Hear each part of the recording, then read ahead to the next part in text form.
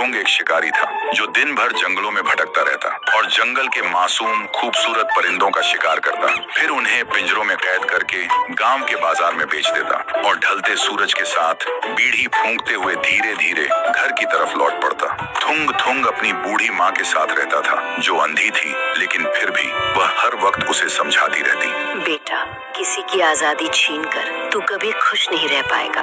लेकिन माँ को एक बात नहीं पता थी, थुंग थुंग को उन मासूम बेजुबान परिंदों को तड़पते हुए देखकर सुकून मिलता था, इसलिए वह माँ की एक भी बात सुने बिना उन्हें घर में अकेला छोड़कर रोज जंगल चला जाता। लेकिन एक दिन थुंग थुंग जंगल के सबसे घने और सुनसान रास्ते से जा रहा था, तभी उसे रास्ते के बीच एक सुनहरे रंग का पिंजरा दिखा और उस पिंजरे के अंदर एक खूबसूरत चिड़िया कैद थी।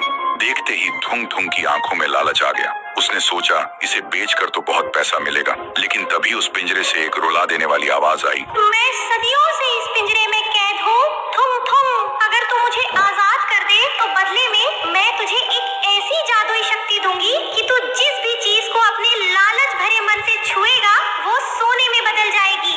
सुनते ही थुंग थुंग खुशी से पागल हो गया। उसने बिना सोचे समझे पिंजरे का दरवाजा खोल दिया। चिड़िया बाहर आई और हवा में उड़ते हुए बोली, याद रखना थुंग थुंग, ये पिंजरा कभी खाली नहीं रहता। तेरे हर लालच की कीमत तेरा कोई अपना चुकाएगा।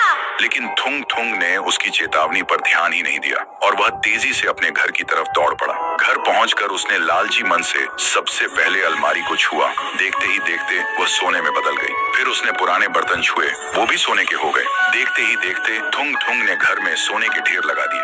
थुंग थुंग अब अमीर हो चुका था। जो थुंग थुंग पहले बीड़ी फूंकता था, वह अब महाराजा के जैसे सोने के सोफे पर बैठकर सोने की बोतल में दारू पी रहा था। लेकिन इन सब के बीच वह अपनी बूढ़ी माँ को भूल गया। 7 दिन बीत चुके थे, उसने अपनी माँ को एक निवाला खाना तक नहीं दिया था। फिर वह नशे और घमंड में झूमता हुआ माँ के कमरे में गया और हंसते हुए बोला, माँ, देख तेरी आजादी वाली बातें गलत थी। देख तेरा बेटा आज राजा बन गया है। लेकिन माँ ने कोई आवाज नहीं दी। फिर थुंग थुंग ने आगे बढ़कर अपनी माँ को जैसे ही छुआ, उसकी माँ सोने की मूर्ति में बदल गई। थुंग थुंग का नशा 1 सेकंड में उतर गया। वह घबरा कर पीछे हटा और तभी उस कमरे में एक डरावनी हंसी गूंज उठी। मैंने कहा था ना थुंग थुंग, वो पिंजरा कभी खाली नहीं रहता। तेरी माँ भूख और प्यास से कब की मर चुकी थी। तूने सोने के लालच में अपनी माँ को भुला दिया और अब उनकी आत्मा हमेशा के लिए उस पिंजरे में कैद है। सुनते ही थुंग थुंग पागल हो गया। उसने रोते हुए अपने हाथ जमीन पर पटके और चिल्लाने लगा, ले ले ये शक्ति